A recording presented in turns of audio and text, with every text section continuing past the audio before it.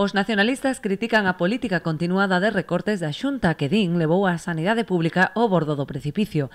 A situación máis grave, entenden, estáse a dar na atención primaria, onde as precarias condicións laborais levaron a moitos médicos que remataron a súa formación a buscar outras alternativas fora de Galicia. Os profesionais que se forman en medicina de familia e comunitaria, que rematan cada ano en Galiza, non se quedan na atención primaria. Nos últimos 5 anos, dos que acabaron a formación MIR, solamente se foron quedando a mitade. E este ano, os que remataron este ano 2022, xa a situación foi tremenda. En Galiza acabaron 89. Só aceptaron un contrato en atención primaria 30. En a área sanitaria Santiago Barbanza, na que estamos, de 11 que remataron, só 2 aceptaron un contrato en atención primaria.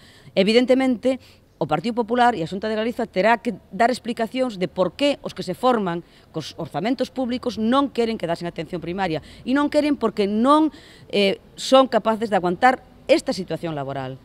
Porque non é posible que continuamente teñan que facer o traballo de 3 e de 4, porque non poden pasar a súa vida pendentes do teléfono, do FAS, de non saber se van ter que seguir traballando, se van ter que rematar a súa quenda e ter que seguir pola tarde en outro sitio, se van ter que vir o fin de semana e fuxen despavoridos. Dende o BNG, en colaboración con SOS Sanidade Pública, levarán esta situación ao Parlamento a través dunha iniciativa legislativa popular.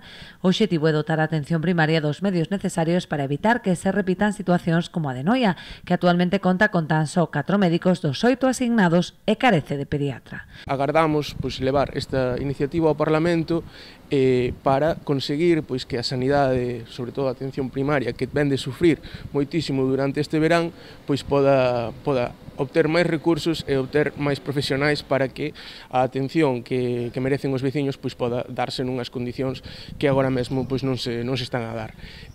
No caso de Noia, por exemplo, vemos de ver como un día como a hoxe, despois dunha situación no verán que foi moitísimo máis complicada, pero aínda a día de hoxe, esta mañán de 8 médicos que deberían de estar traballando, só están cubertas 4 prazas. En este mesmo instante, por exemplo, en Noia non hai operativa unha profesional de pediatría. Insisten dende o BNG que non se trata de casos puntuais, senón que é un problema estrutural do sistema, posto que a Xunta está a recortar medios públicos en beneficio da sanidade privada.